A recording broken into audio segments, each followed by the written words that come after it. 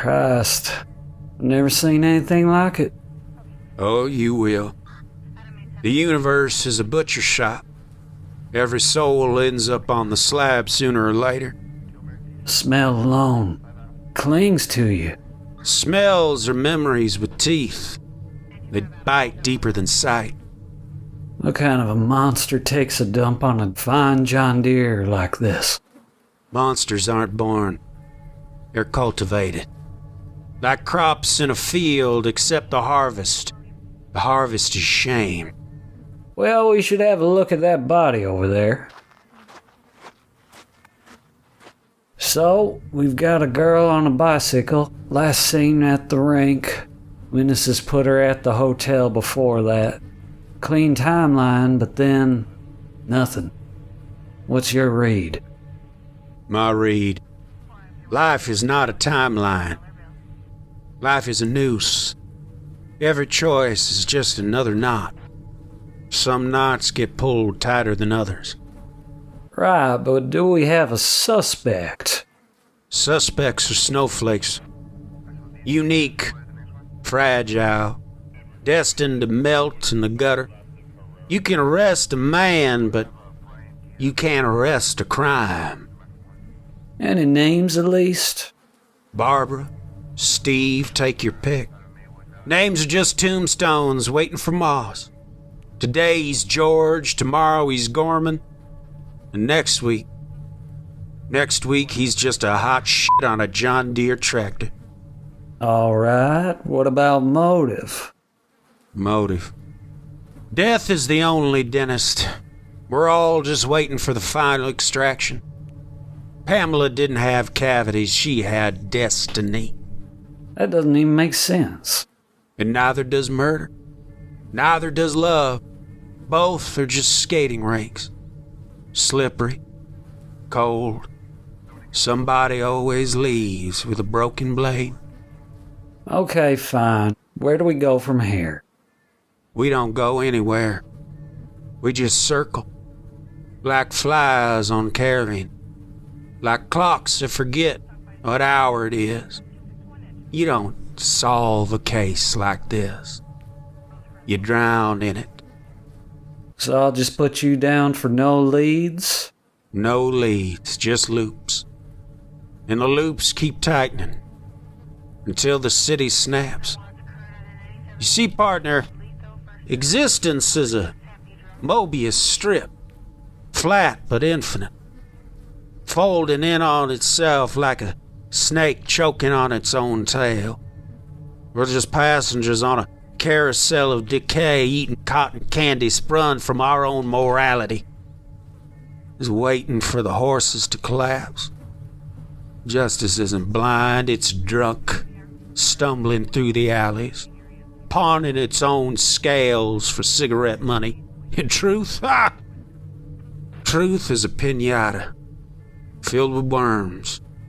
You swing at it blindfolded, hoping for candy, but all you get's maggots. And some are so broken, they'll eat those maggots like Tootsie Rolls. Every case, every corpse, every clue, it all points to one thing: the futility of existence.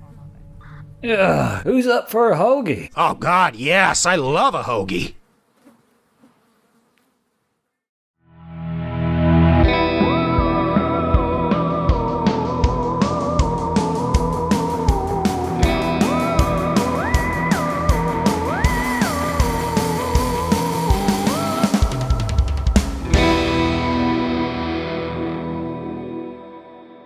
Citizens of the Milky Way, my name is Dylan Ackworth. And I'm Gage Hurley. And you have arrived in the Far East, where we are about to unveil and explore a true crime tale that, let's just say, it's grisly.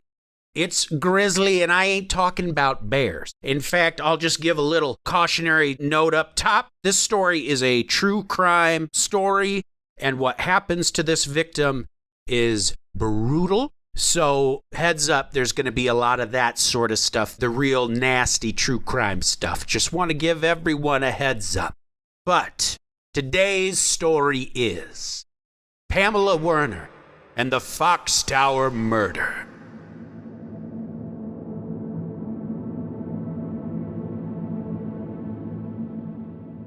Well, the year 1937, it had some blood to spill even before it had gotten out of bed. By summer, Cleveland would be adding fresh corpses to the tally of the Mad Butcher of Kingsbury Run, the killer's calling card written in bone and red ruin.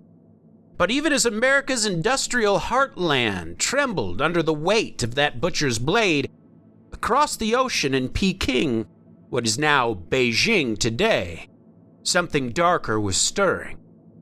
At the very start of the year, in the uneasy hush before Japanese boots stamped the city into submission, a single murder came howling out of the shadows. And honey, it was savage and brutal and sudden, and it didn't give a damn about reason. The victim was plucked from this world like a chicken from the yard, neck wrung for no more sense than the night itself could offer. In the grand drawing rooms and drafty halls of the diplomatic quarter, rumors carried quick and fast. If chaos needed a face, well, this murder was definitely it. Now, Pamela Werner wasn't born to Edward Theodore Chalmers Werner, but you wouldn't know it to look at him. He'd plucked her from the world like a lost page in a book, adopted her, and after his wife, Gladys Ravenshaw, died in 1922, he took up the whole burden of raising her himself. At just 5 years old, her mother was gone, and suddenly her entire world hung on one man, her father. And Werner, he wasn't just any old man. He was a retired British diplomat who hadn't gone home quietly to England like so many of his peers. No, he stayed there in Peking, studying its language like scripture, taking apart its culture like an insect under glass, and then turning himself into a scholar other scholars deferred to. He even lectured at Peking University, a foreigner who knew the city's veins and shadows as well as any local. I mean, that's pretty impressive. I mean, yes, the man's a diplomat, so he's going to know as much about the country as he can because that's his job. But the fact that you're like teaching in another language, I am always just so floored by it. The time he spent there, he must have grown fond of China, and we see now we got a fish out of water story. So we got a girl who was adopted into a wealthy family of means, so she was comfortable in that respect, but she was adopted, and then she's put in a place that's completely different than England. So we kind of have a unique sort of fish out of water story in all of this as well. Now, Pamela, she was his legacy, his pride, and he built her like you would build a fortress, sending her off to all kinds of private schools where independence wasn't just taught, it was drilled into you, so it would stick. And by the time Pam returned home, she carried herself with that same iron spine that he had. They were a father-daughter unit. They lived just beyond the high walls and barbed gates of the legation quarter, the foreigner's stronghold. And inside those barricades, life had the brittle safety of a snow globe. Journalists would scribble down the world's fall, political refugees hiding from ghosts back home, diplomats with stiff collars and tight lips, but the Werners lived just outside of those gates, near enough to hear the echoes, but far enough that when night fell and the city's deeper noises rolled in, there wasn't much between them and whatever might be prowling the streets. Well, it was January 1937, and Pamela was nearing her 20th birthday. Almost there. She was a beautiful young woman and also restless. She wanted to see the world, get out there, and, experience life like so many people her age. Nobody knew her bloodline for certain. She spent her 2 years in a Catholic orphanage, her history reduced to pretty much just ink on a paper and possible rumors behind closed doors. Some guessed that Her pale skin and gray eyes marked her as a child of an exiled Russian.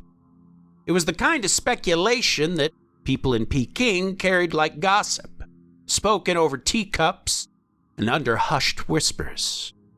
But whatever the truth, it really didn't matter because, by all accounts, Pamela was beautiful. And beautiful meant she drew attention. And unfortunately, she might have drawn the attention of the wrong person. Her father saw it. Mr. Werner was no fool. He lived too long to know that lingering look in men's eyes when they saw Pam. It wasn't appreciation for her beauty, it was purely a carnal appetite. Pamela's social life was also picking up speed, and he didn't like the direction that it was heading. The city itself was becoming restless. There was rumors and soldiers and whispers of war soon to come, and now his daughter was part of its theater. There was the headmaster, too, a man in authority, a man who should have been trustworthy.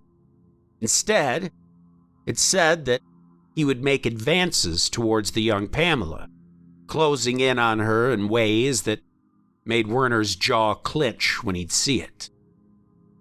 There, she would finish her schooling far from Peking's corruption, far from the circling wolves, but Pamela, she didn't want to go. She hated the plan. England meant distance. It meant exile from the life that she had kind of carved out for herself there in Peking. She had made friends. She went to parties at 19, almost 20, really leaning into her independence. So, both father and daughter stood at opposite ends of a narrowing hallway, him demanding safety, her demanding freedom. Neither of them knew how little time they would have together. Now, the morning of January 7th dawned ordinarily like it usually does. It was gray and sharp with winter's bite, and Pamela Werner swung herself onto her bicycle, wheels crunching on the frozen streets, bound for a dental appointment that she had penciled into her day. Nothing unusual, just a young lady moving through the city. And she came back not long after, settling at home to write letters in the quiet of the house. It was the scratches of pen across paper, the kind of small tasks that never seem important until they become the last ones. Then sometime in the afternoon, she was off again. Her energy, they say, was restless. She could go on that bike forever, legs pumping the pedals of her bike back into Peking's cold arteries. Before leaving, she paused just long enough to tell the household servant, Ho Ying, that she'd be home for dinner by 7:30. They were simple, routine words, but sometimes the most ordinary sentences carry the most weight. And Pamela would never sit at that table again. Between 3 and 4 o'clock that cold January afternoon, Pamela was seen at the Wagon Lights Hotel. It was the kind of place where foreigners gathered to drink coffee and talk and pretend that they were safe behind the walls of Peking. She drifted through the lobby alone, waiting for her friend, Ethel Gruevich. And while she lingered, she leafed through the hotel's brochure. The paper was crisp, making noise as she flipped through it. She asked an employee about renting a room. And the question was casual enough, yet considering Pam's fate, it does raise some red flags. Was she maybe searching for a way out of her father's house? Maybe it was a plan to resist being sent back to England. Or was she thinking of a more secret kind of escape? Maybe a rendezvous with some handsome young man she met there in the city? Whatever her reason, no contract was signed and no key changed hands. She walked back out into the city's cold. But she came back again a short time later, stepping again into the polished glow of the hotel's lamps, this time to meet Ethel as planned. Nothing more than a detail in the day's timeline, except that it was one of the last times anyone would see Pamela alive. The two young ladies made their way to the Gurevich home to have some tea. Pamela sat at the table with Ethel's mother, politely smiling and talking. Her appetite was gone, but she nibbled, claiming she wasn't hungry. Maybe it was nothing. Or maybe it was some part of her that knew deep down in her bones that hunger would not be a concern for much longer. After tea with the Gurevich family, the girls slipped out into the night air and headed for the ice skating rink. A lively place, buzzing with voices and the scrape of steel blades carving patterns into the ice. It was around 6 o'clock, and they joined another friend, Lillian Marinovsky, and the three of them, they had a great time. They skated, they laughed, just ordinary gals having fun at the skating rink, sharing the kind of hours that always feel safe until hindsight poisons them. They circled the ice, talking about everything and nothing, the way people do when the clock is ticking and they have no idea. At 7:30, Pamela realized the time and decided it was time to head back home. Only this time, she would never make it back. Both Ethel and Lillian hesitated when Pamela announced that she was heading home. The rink lights glared against the falling dark, and the streets outside were a different world entirely when the sun went down. Alleys and shadows, the kind of places where anyone could crouch and wait, and they urged her not to go alone. They said it outright, "Please, Pamela, please be careful." But Pam only smiled, the sort of confident smile that belongs to someone who has grown up weaving through Peking streets, who had biked alone 100 times without trouble. To her, this city was familiar. It wasn't frightening. What could possibly change?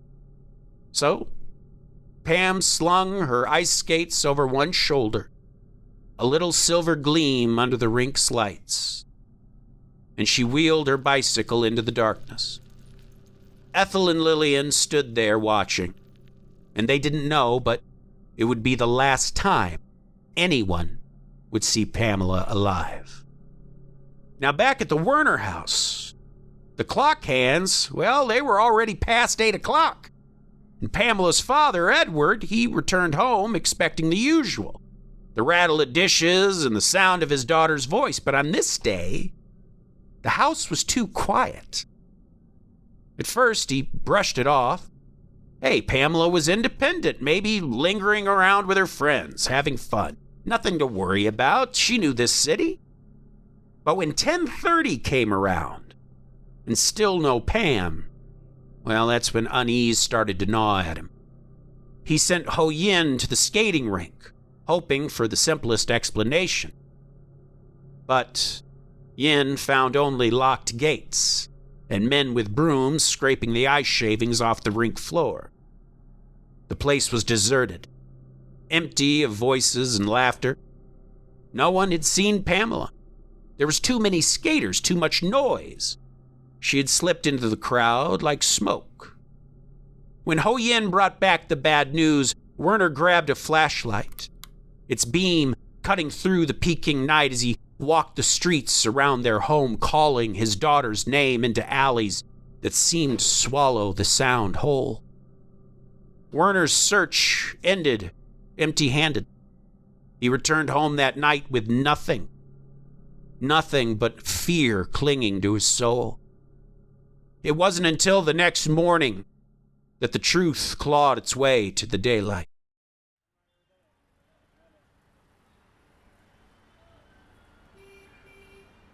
Just after 8 o'clock, 2 rickshaw drivers and an old man shuffled past the Fox Tower and saw a pack of wild dogs fighting over what looked like a bundle of rags. But this was no bundle of rags. When they drew closer, the dogs scattered, and what lay at the base of the tower shook them to their core. The body of a young European woman. The poor young woman had been hacked apart, savaged beyond comprehension. She was torn open in ways that certainly no suicide would explain. At first, when the police arrived, they tried to just file it away as just another unfortunate murder. Another Russian girl throwing herself to death. One more casualty of a city already choking on its own despair. But that story dissolved the second they looked closer. The wounds on her body were not wounds of choice. The telltale marks and abrasions that tell of a person who had taken their own life. These were not on Pamela. They were the wounds of something else entirely. Something deliberate, patient, and cruel.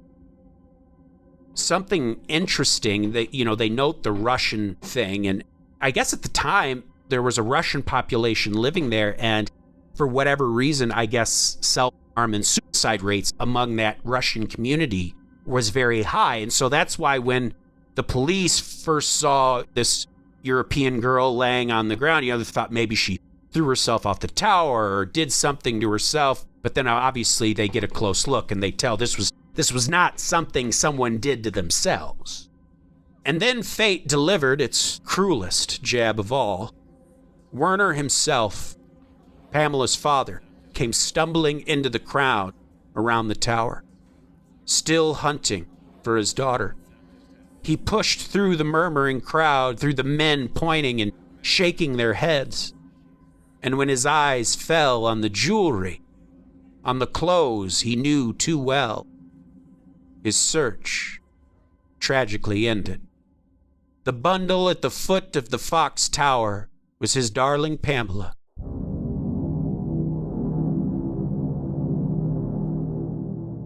Pamela Werner had died brutally, and she did not die quickly either.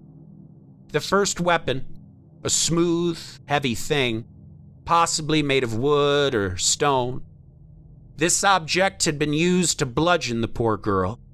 It was brought down upon her again and again until her skull split open and her very life winked out.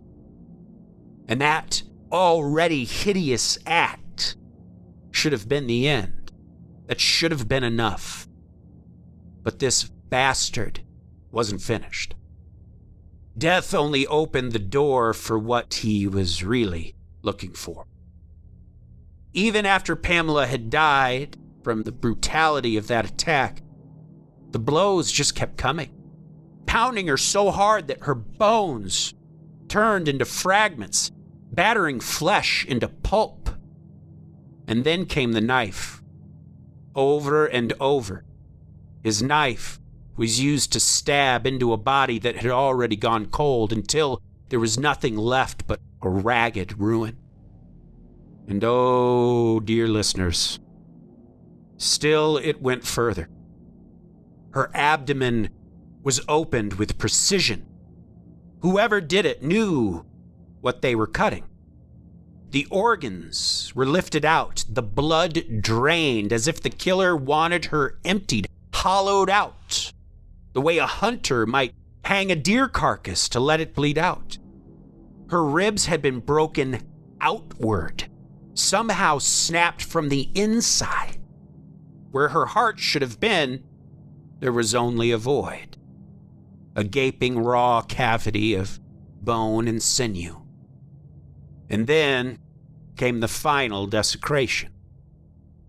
Investigators were able to determine that the blade the killer used had been driven into her vagina again and again with such force and repetition that the doctors couldn't even say whether she had been raped before death. The mutilation erased that answer. This was not even a murder. This was a ritual. This was like a madman's canvas. It doesn't even make sense. Most of her clothes were there, scattered in the dirt like discarded props, but her underwear were gone, nowhere to be found. And the ground around her body told its own story. As destructive and animalistic as the murder and desecration of Pamela's body was, almost no blood was around the corpse, which most likely meant the horror had happened somewhere else. She didn't die at the base of the Fox Tower. She'd been killed, redressed carefully, mercilessly, and carried here under the cover of darkness, like a bundle of trash tossed aside. Her stomach was one of the only organs still inside her body. And this actually offered a clue. Chinese food was her last meal, still lingering half-digested. A clock ticking down to doom. But there was another ticking clock. The one on her wrist, of which its delicate gears, jammed by blood and shock, its hands frozen forever just before midnight. That's when it happened. That's when somebody had dragged her out of the light and into the dark where the city wouldn't hear her scream. The newspapers barely touched it.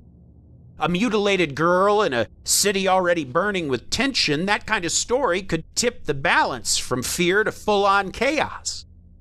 So, Pamela Werner's death went on as a whisper, her body hidden behind political silence. But the men who stood over her corpse couldn't hide what they saw. They didn't need a headline to tell them that this wasn't about money. Her fine, expensive jewelry still glittered on her dead, mangled skin. Any valuables she had on her was still with her. Whoever had done this hadn't come for gold and trinkets. They came for her. The cuts, the stabbing, the organs gone, the grotesque finale of it all, it spoke of possibly sex or something fouler that wore sex as a mask. The investigators considered two possibilities. Someone she knew, perhaps a suitor whose desire had curdled into madness. Or a predator without a name, a roaming creature of a man that might strike again anywhere at random.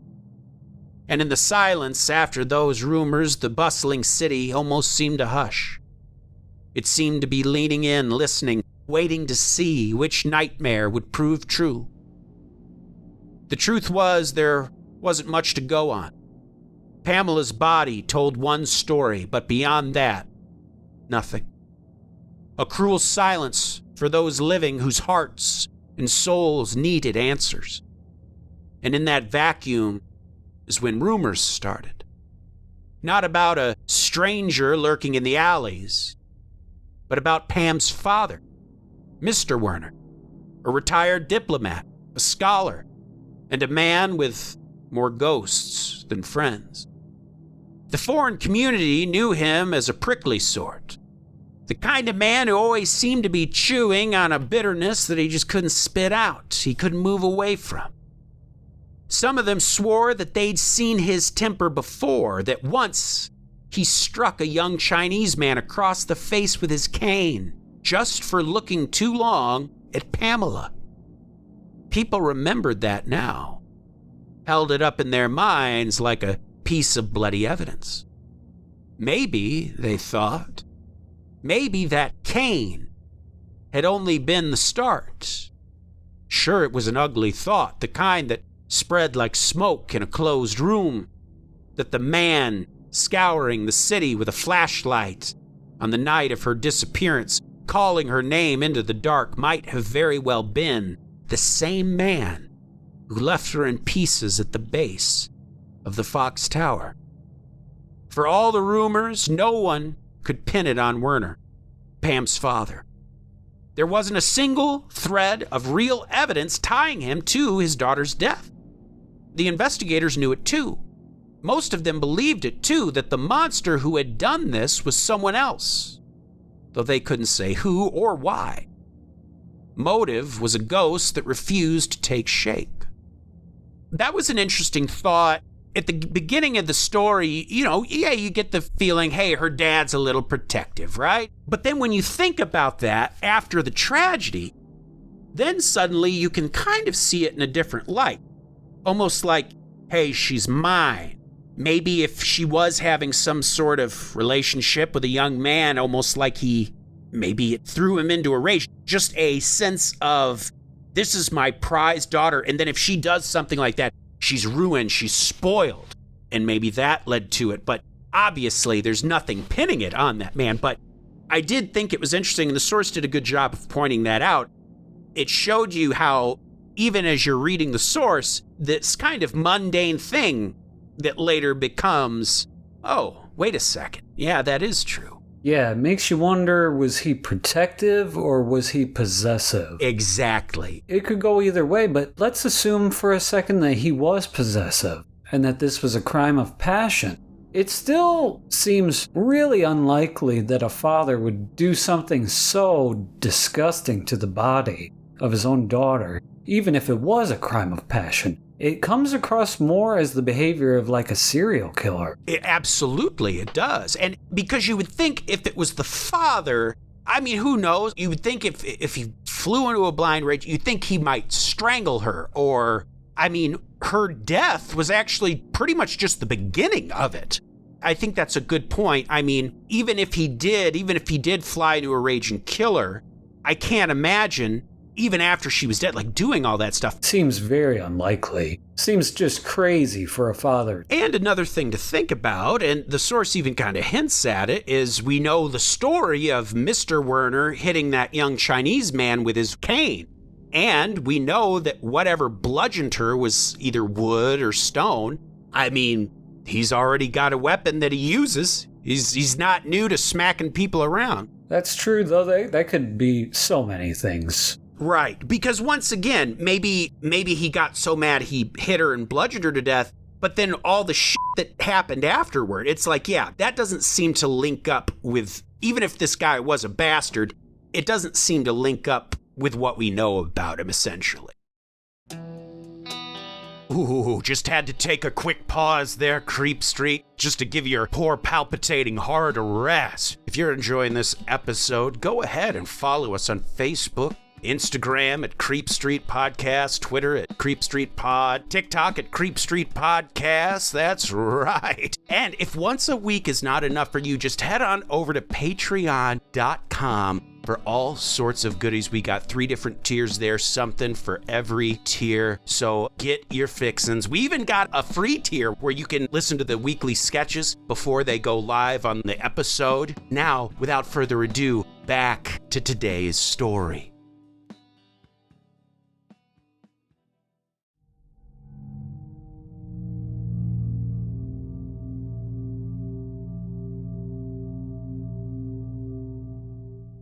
The city was already boiling with unrest, and it filled the gaps with stories and embellishments of their own on the death of Pamela Werner. The superstitious folk, they thought that Pamela had been claimed by the restless dead said to haunt the Fox Tower. Spirits of the forgotten who wandered the city's margins hungry for blood.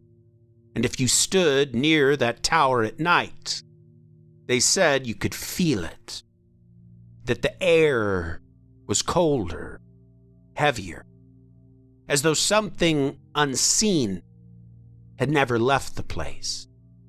But beyond the talk of ghosts, there was even darker suspicions to fear. Peking was a nest of political grudges. Every alley thick with intrigue, every shadow might be hiding a spy. And it wasn't so far-fetched to imagine Pamela's murder as something more than personal. Perhaps a message carved into her body. Remember, her father was a diplomat.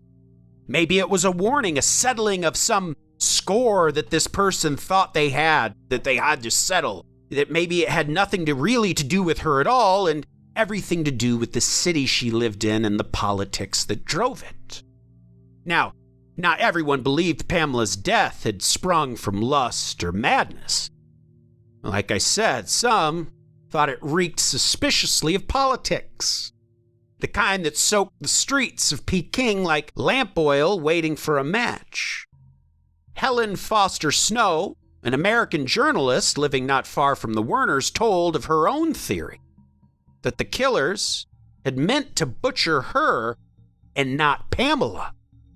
It wasn't actually an outlandish idea, and at first it sounded pretty reasonable. Helen and Pamela could have been sisters in another life, pale faces that mirrored each other in the lamplight.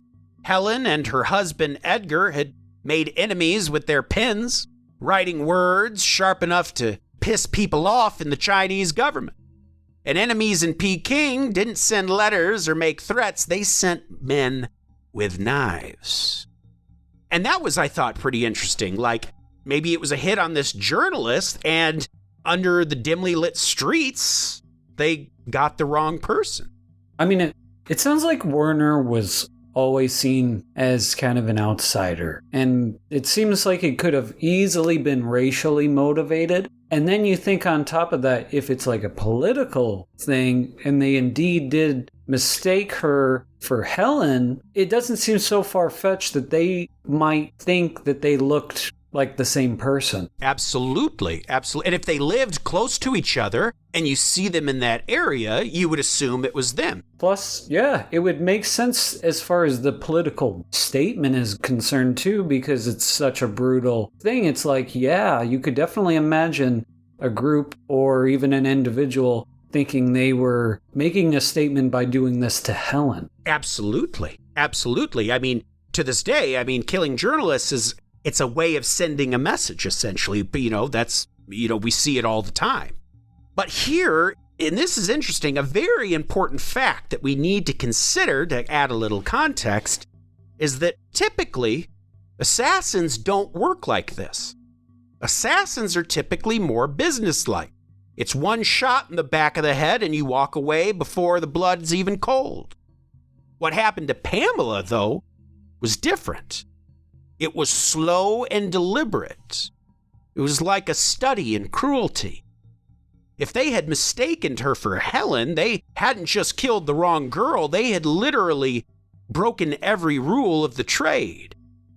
And that made it worse because it meant someone hadn't come to send a message. They just wanted to savor the kill. Now, a week after Pamela's body was carried out from under the shadow of Fox Tower, investigators dragged their lanterns into the Badlands, the kind of place where light doesn't like to linger. It was the gutters outside the legation quarter, a sprawl of smoke-choked bars, sagging brothels, and flop houses stacked with refugees and drifters. If Peking had a basement, well, the Badlands was it. That's where you keep the water softener. It's where you keep the old Sega. And it was here that another rumor clawed its way to the surface. A Russian landlady, her face pinched and tight with fear, told police that she'd seen something in one of her rooms, something she couldn't scrub out of her mind. A knife smeared with blood, clothes that were stiff with blood.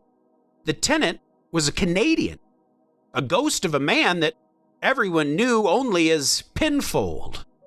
That was the only name they knew him by, Pinfold. Not even a first or second name, just Pinfold. He came and went like a shadow. And he drank hard, they said, never smiling, never leaving much behind but the stink of tobacco and maybe a little bit of bad manners as well. In another city, it might have just been a drunk's mess, but here, with Pamela barely in the ground, the image of that bloodied knife, well, it took on some weight. It was enough to make people bring up his name the way they might bring up rumors of a curse. Pinfold. Like saying it too loud might bring him out of whatever hole he was in. It's like saying Voldemort. Like, you don't want to, don't say that name. It got to where this Pinfold guy kind of became like a boogeyman of sorts. They dragged Pinfold in under the weak glare of police lanterns, and he looked exactly like the kind of man you'd expect to crawl out of the Badlands. Nervous eyes, the twitch of a jaw that hadn't seen a barber in weeks, and that odd sour smell of sweat and cheap gin clinging to him like a second skin. One officer swore he'd seen this guy before, lurking at the edge of the crowd the morning Pamela's body was found. half hidden behind the wagon like he was waiting to be recognized. Penfold wasn't talking. He fidgeted. He blinked too often. His hands trembled when they were clenched into fists, but he didn't confess. Not even when the questions circled tighter, he didn't confess. What they did find out was enough to keep the rumors alive. Penfold had spent most of his nights haunting a bar and brothel deep in the Badlands. Well, Pamela had no reason to be there. Everyone knew she avoided that place, especially after dark. It was the kind of street where even the lanterns seemed afraid to stay lit. But the possibility gnawed at the investigators. If she'd been in a hurry to get home that night, she might have cut through the Badlands, taking the shortest line past Penfold's usual haunt. That thin possibility was enough to send a soft shiver of excitement down the spines of the investigators. Maybe this was the ticket. This meant that Pamela's last steps could have carried her straight past the door of Penfold, where he sat drinking and watching and waiting. The raid on the Badlands bar came fast and loud, baby. Boots slamming doors open, voices barking in 3 languages at once. But when the smoke cleared, there was nothing. No frightened girls whispering Pamela's name, no shadow of her drifting through the haze of smoke and spilled beer. None of the patrons remembered her face. None of them remembered her at all. Penfold stuck to his story, swearing up and down that he'd never laid eyes on the girl. And then the real disappointment came and floored them, as heavy as a coffin lid. They discovered that the blood on the knife and the clothes wasn't even hers at all. It was animal blood. Nothing more than a butcher's leavings. Not the signature of a killer. But even in failure, the Badlands had a way of coughing up new horrors. Penfold's testimony, along with muttered hints from other drunks in the bar, pointed the police toward another trail. It was thin, treacherous, but it offered some possible resolution. And so the investigators staggered forward, chasing shadows, each one darker than the last. The next thread unraveled in a way that seemed more grotesque than promising. Penfold, sweating under the questions, admitted that he'd played watchdog for a group that gathered on the outskirts of the city. Not a church, certainly, not a club, but nudists, actually. A group of nudists. A loose circle of foreigners who like to shed their clothes and their inhibitions in a cottage beyond the walls of Peking. He even confessed, almost casually, that he'd brought women there, hired them, coaxed them, sometimes pressured them to perform for the gatherings. And I put perform in quotes, because, probably some awful things these girls were forced to do.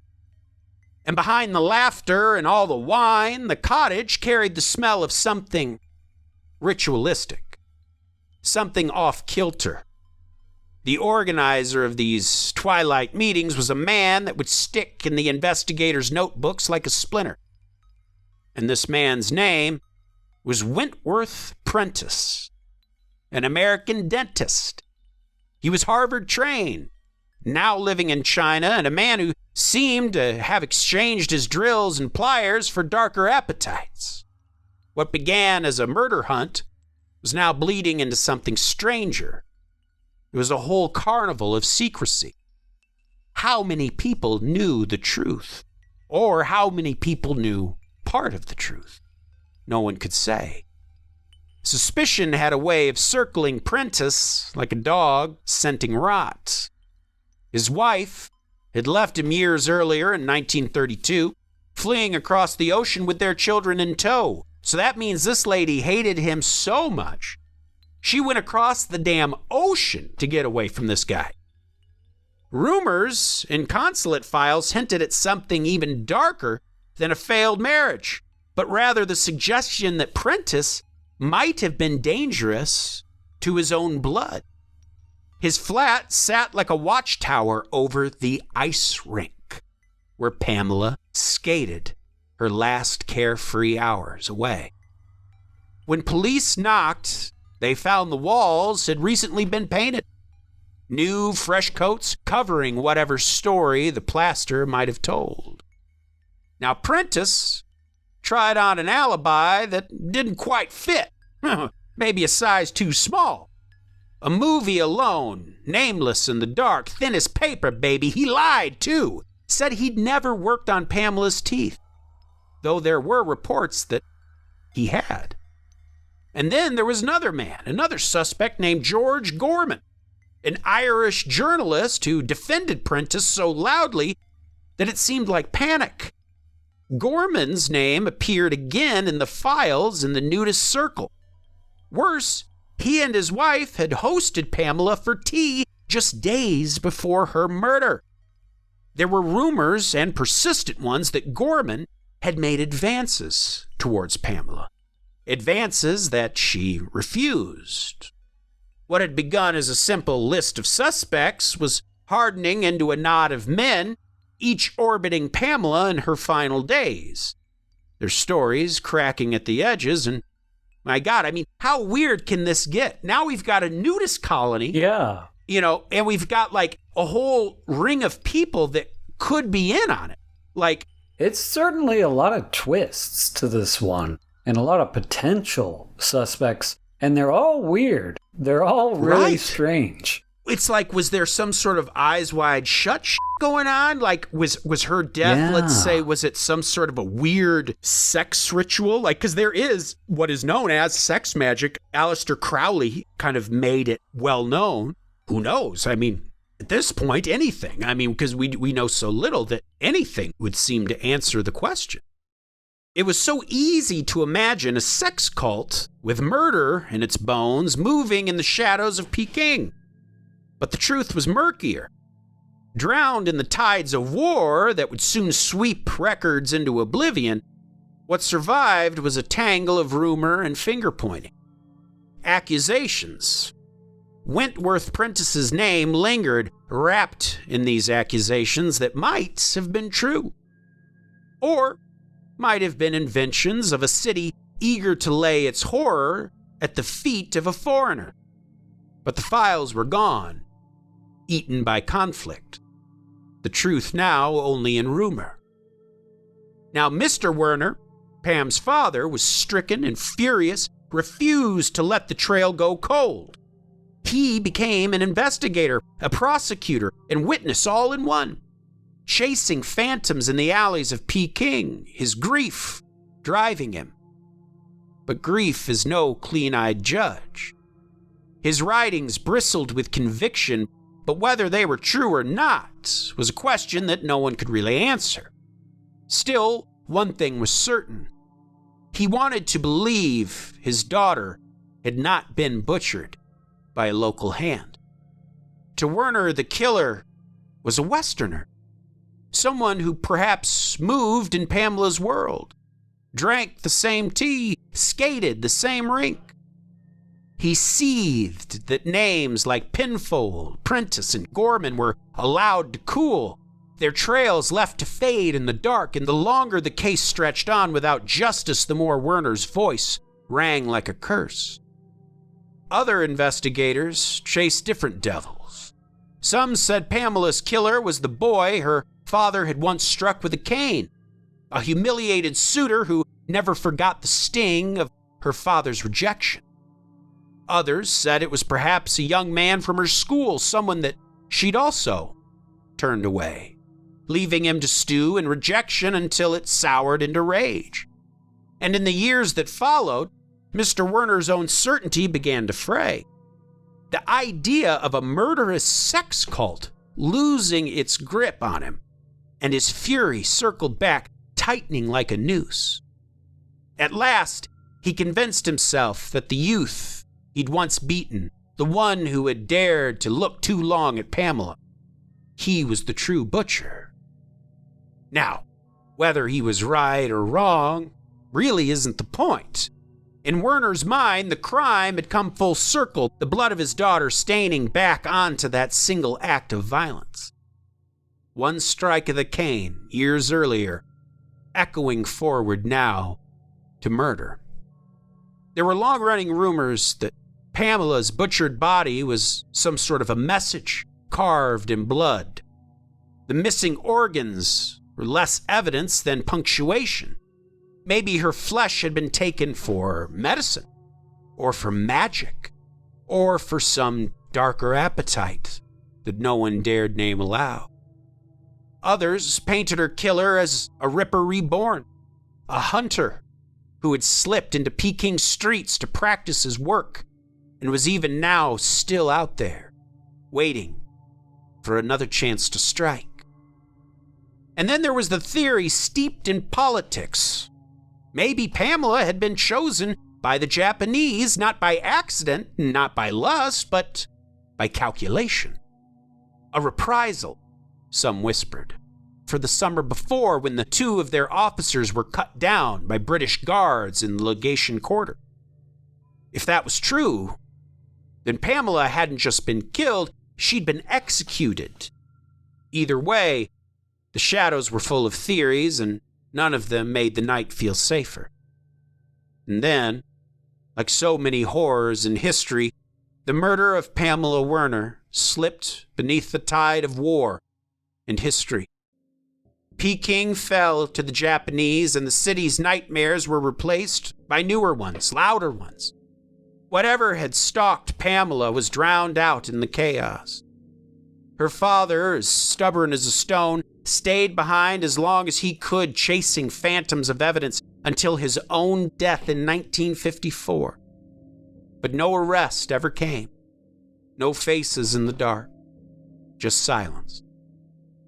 For decades, the crime was a ghost that no one spoke of, until a stray mention of it in a biography by Helen Foster Snow. Just a footnote, of course, no more, but it caught the attention of British writer Paul French. He dug and sifted and wrote, and in 2011, his book, Midnight in Peking, laid out the case again, this time pointing the finger squarely at Wentworth Prentice. But memory is a tricky thing, and so is proof. Critics and Prentice's own descendants called it flimsy, a leap in the dark. Others swore that the Japanese had left their calling card with Pamela's broken body.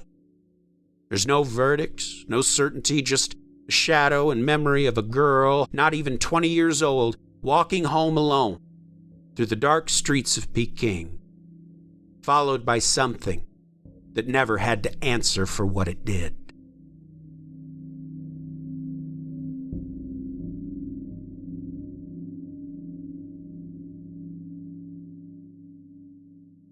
Man, this one's a full-on, straight-up true crime, and it's one I was intrigued by it simply because we hadn't done many things that took place in China, but just as the story went on, and you would see, like, all these twists and turns in the narrative. For me, what's with animal blood? The blood wasn't even hers. Yeah, that was interesting. It made me think again, this kind of sounds like a serial killer, or maybe he changed his MO, because maybe these circumstances of her death didn't necessarily connect to a string of deaths, but it's so meticulously done. And the animal blood to me almost seems like it is a signature of the killer. Like, yeah, he's drained all the blood out of the body, and the only blood that is on it, that is like on the clothes and stuff, turns out to be animal blood. He knew that they would do forensics and figure that out, almost just to intentionally cause confusion. It's almost like a performance in a way. You think about the removal of the organs. There was some theories that maybe it was a black market thing, harvesting organs from living people. But in my opinion, I think you're right. It feels more like a performance of some kind. He knew the body would be found and obviously laid certain things out to be seen just to make it all, the ribs broken from the inside out. Of course, the blood thing. But also, there was barely blood at all. Aside from the animal blood, there was hardly any blood. And we're talking about someone with no organs.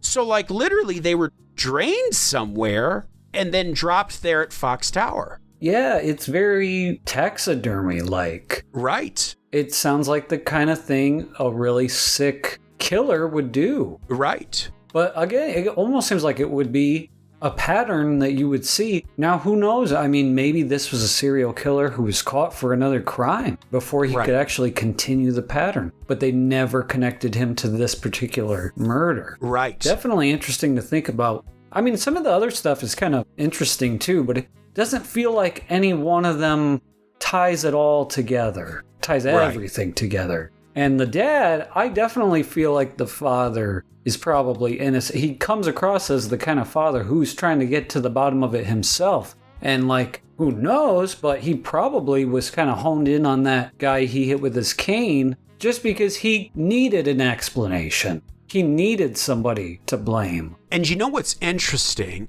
Apparently Fox Tower, according to my source, it kind of has its own dark history. Apparently it was centuries before was used as an execution ground. And, and of course, people, say there might be restless spirits there, but spirits or not, it's almost like by laying the corpse there, it's like part of the performance. Like this is a place where people were executed centuries ago. Almost like the killer is...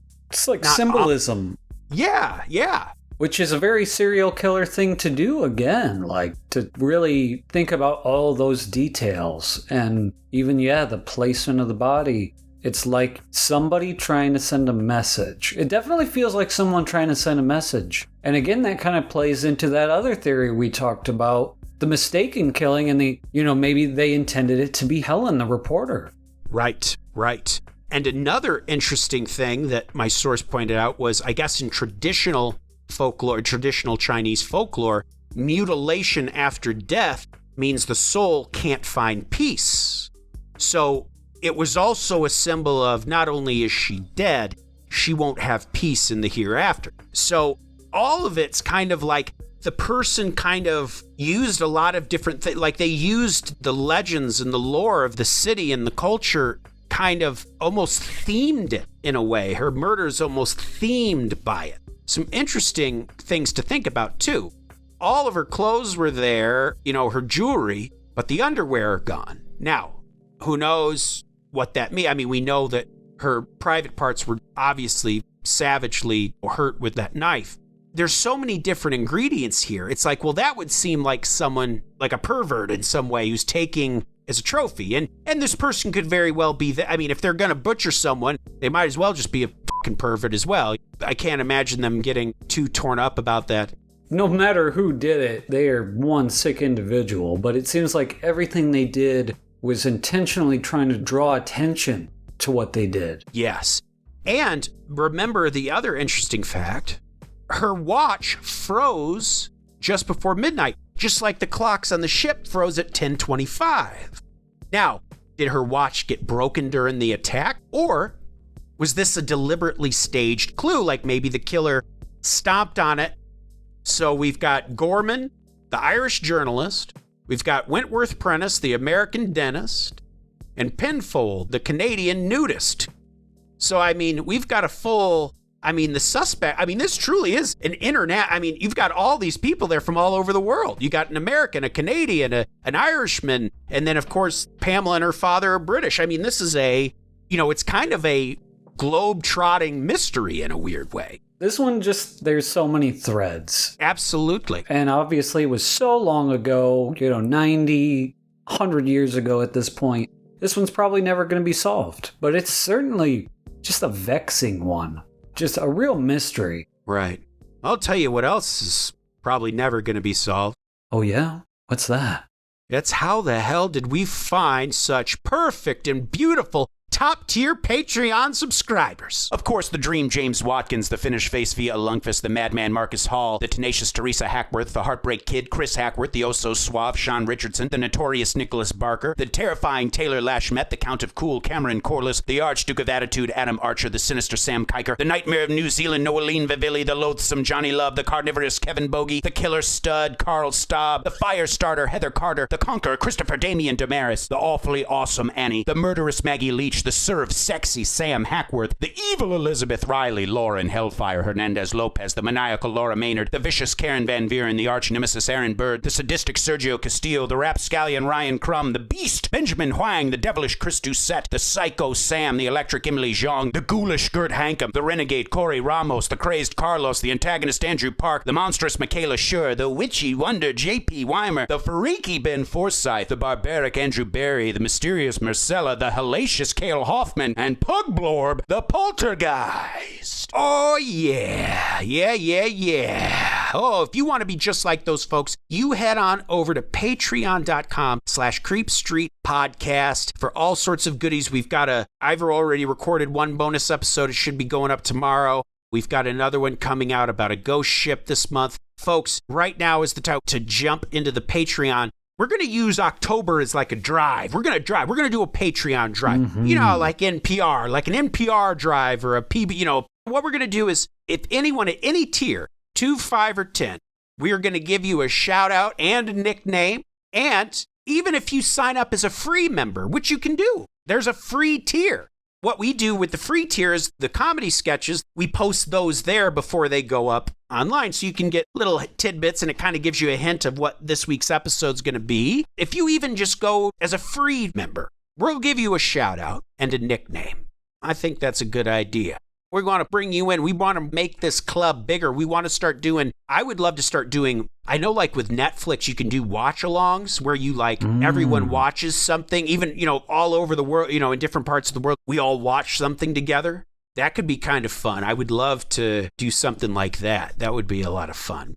Well, folks, stay safe out there, of course. We are entering the Halloween season, and boy, oh boy, do we got some bangers planned for you. I don't know if I mentioned it, but I don't know if I mentioned my source at the top, so if I didn't, it's a book called The Faceless Villain, Volume 1 by Jenny Ashford. Well, folks, we thank you. We love you. Please follow us on all of our socials. Of course, there's Patreon. Citizens of the Milky Way, my name is Dylan Hackworth. And I'm Gage Hurley. Good night and goodbye.